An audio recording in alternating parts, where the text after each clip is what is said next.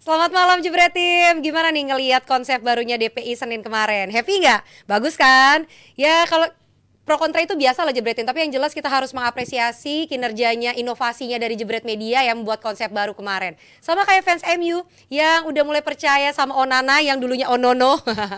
Dan juga seperti Maguire yang jadi dewa pemberi 3 poin perdana di UCL. Sampai komentatornya bilang moment of redemption. Ini penebusan dosa setelah berkali-kali bikin kesalahan, dan semalam justru keduanya jadi pahlawan. Yang satu nyetak gol, yang satu nahan penalti. Tapi menang dengan cara sulit itu udah biasa buat MU. Kalau ada yang sulit, kenapa harus yang gampang? Langsung kita bahas sama Coach Yasin dan juga sama Aldi. Menang sih menang. Walaupun itu kalau tadi Onana nggak nyelamatin, nggak menang juga. Tapi di satu sisi, di luar skornya, kenapa MU nggak bisa menang meyakinkan lawan Copenhagen dan 3 pertandingan lainnya? Em, Seperti yang Ten Hag bilang di post match interview bahwa seperti menghadapi Sheffield juga, it's an acceptable performance. Artinya bahwa ini performanya Tahu emang ngomongnya unacceptable mulu. di bawah standarnya Ten Hag masih. Dan di luar 2 save luar biasa dari Onana, di luar yang penalti juga, waktu 0-0 juga ada save luar biasa dari Onana. Terus juga ada Maguire yang akhirnya bikin gol yang bakal diomongin banyak orang. MU sebenarnya emang semalam ini bermainnya gimana ya? Gue bisa bilang, gue gak mau bilang jelek, cuman di bawah harapan lah jelas.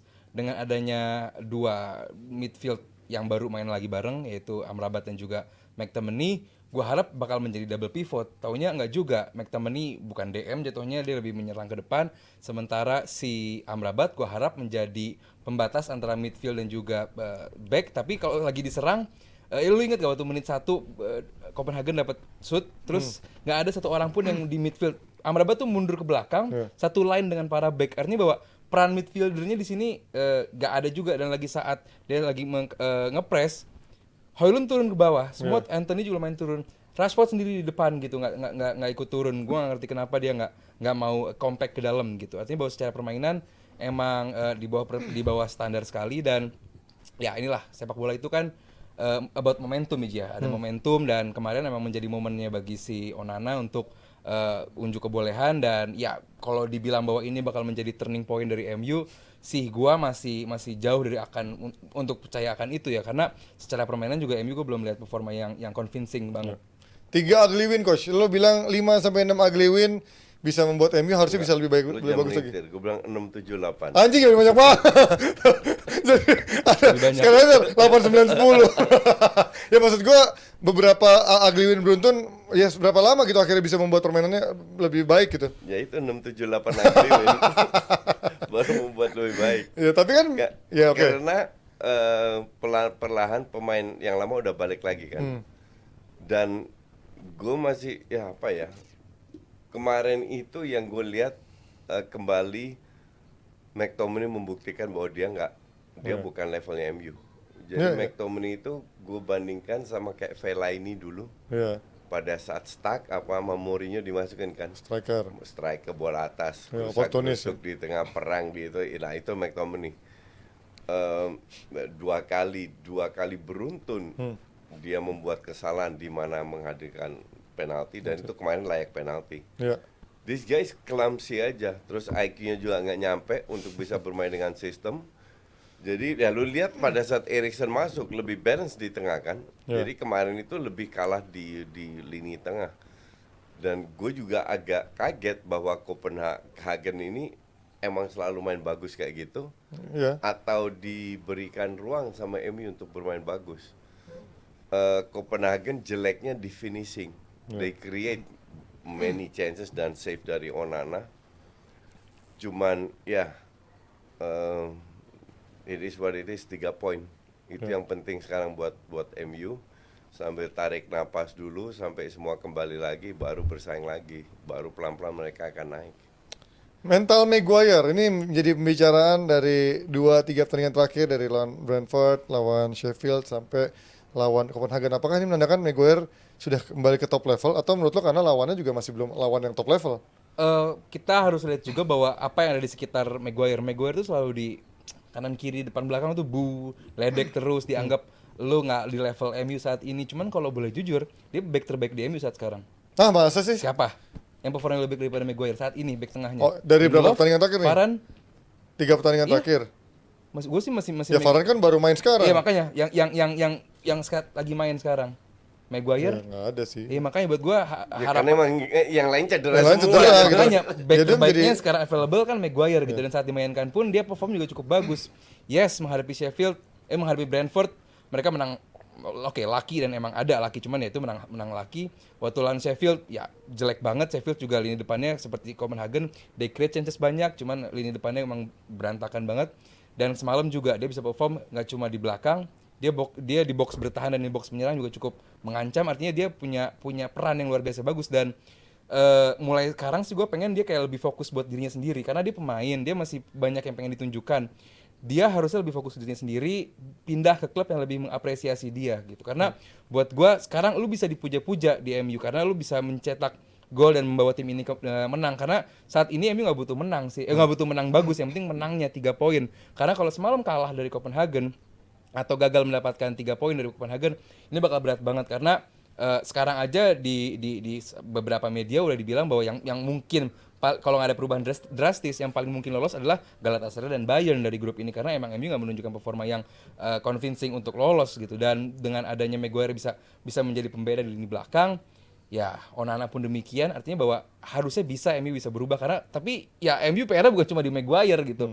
Maguire hanya sedikit dari puzzle bahwa MU PR-nya di mana, cuman di luar itu masih banyak sekali gimana lu bermain counter press tapi flank lu bermasalah. Karena harapan MU kan harusnya di Rashford dan juga Anthony, tapi keduanya nggak berani take on pemain, hanya berani cutting in untuk shooting, itu pun shootingnya berantakan.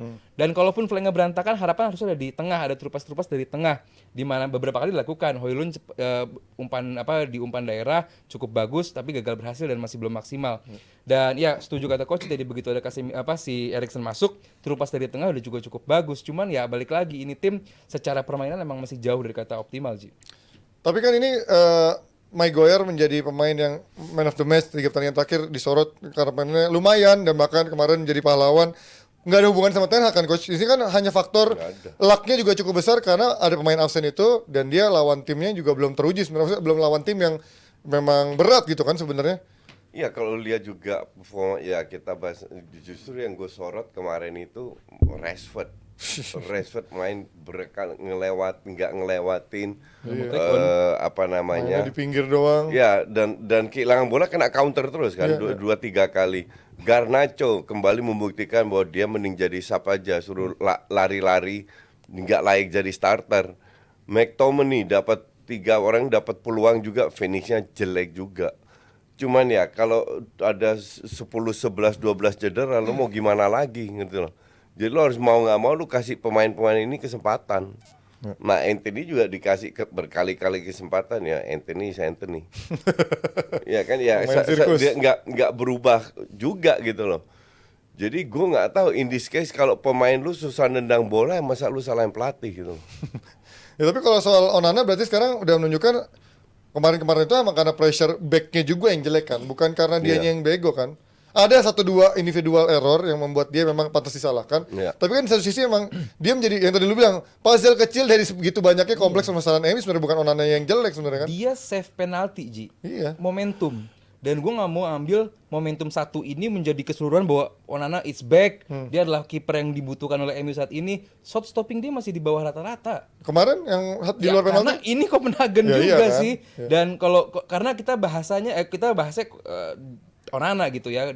Kita harapannya cuma lumayan tinggi untuk Onana di luar siapapun backnya gitu. Kalau mau bicara backnya biasa aja, gue sih masih bilang lebih pede bagusan back beberapa di MU dibandingkan di Inter. Beberapa seperti Varane, Maguire, Lindelof. Kalau lo bandingin sama Acerbi, gue sih lebih mendingin 3 nama di MU gitu. Individual tapi ya, bukan Iya individual. Kalau secara kolektif tim mungkin ya. Inter bertahan lebih bagus. Cuman kalau alasannya individu ya ini beda cerita. Makanya gue bilang Onana ini harusnya bisa.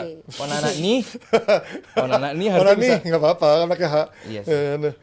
Onana ini harusnya bisa menjadi shot stopping yang lebih bagus, atau emang atribut set skill yang masih gitu aja. Cuman gue nggak mau jadikan satu momen dia nebis penalti di akhir menit babak kedua menjadi momen bahwa his back, dia adalah harapan untuk MU. Belum.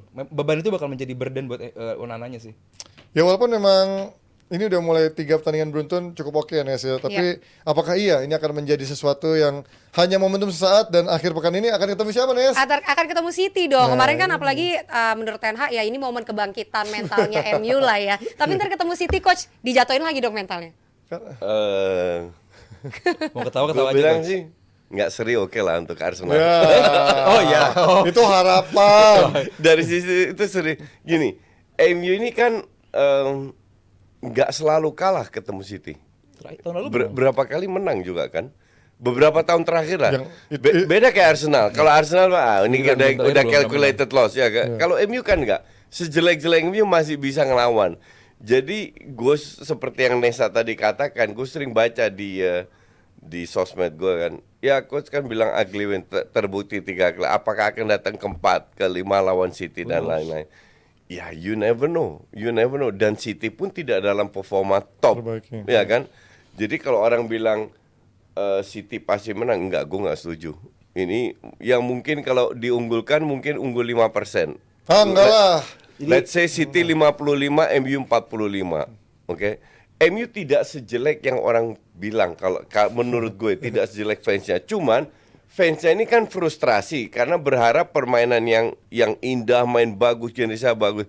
Pas nggak dapat terus kalah seolah-olah dibantai. Padahal banyak momentum yang membuat harusnya MU kemarin bisa menang besar. Cuman yang jadi masalah kan finishing, tidak hanya di permainan. Bahwa permainan tidak oke karena mereka bermain pada saat dapat bola lebih ke direct, tidak mau pegang bola beneran lah. Dan itu that's why mereka susah pegang bola selama let's say 10 detik lah karena lebih sering. But that's okay. Gue tidak pesimis fansnya MU sendiri. Jadi kalau dibilang apakah MU punya peluang tadi ke pertanyaan Nesa, ya absolutely punya peluang. Jadi untuk gue sih ya 55-45, City unggul sedikit mungkin dari sisi create chances, dari sisi permainan, dari sisi ball possession. Tapi kalau dibilang City menang enggak, definitely belum tentu. Ya kalau ngomongin itu Mas juga Brighton juga punya peluang ngalahin City sebenarnya dari sisi permainan ya kan. Tapi betul. kita melihat bagaimana fluiditasnya MU, cara mereka membuild up serangan. Tadi kan lu bilang dia lebih kepada direct. Tapi kan tim besar sekarang jarang yang bermain nggak pakai ngalirin bola dulu hanya direct. Itu menurut gue ciri khas tim mediocre sebenarnya kayak gitu yang cuman Liverpool main direct. tapi pressingnya jalan dong. Iya, MU pressingnya nggak jalan, iya. build up-nya nggak jalan, Passingnya juga nggak passingnya nggak jalan, Iya. cuman direct bola aja gitu. Jalan, Dan betul. individual menurut gua. Menurut lo gimana Di? Ya, bener kata lu, satu-satunya peluang MU buat ngalahin City adalah matahin passingnya City yang bagus banget itu, lalu serangan lewat counter press, counter attack, di mana tahun lalu pun saat MU menang kalau nggak salah 3-1 sama City atau berapa gitu. 2-1. 2-1 ya, lewat counter attack juga. Artinya bahwa Rashford kalau nggak salah waktu itu Itu yang sempat yang tabrak-tabrakan Rashford Iya. itu bukan ya?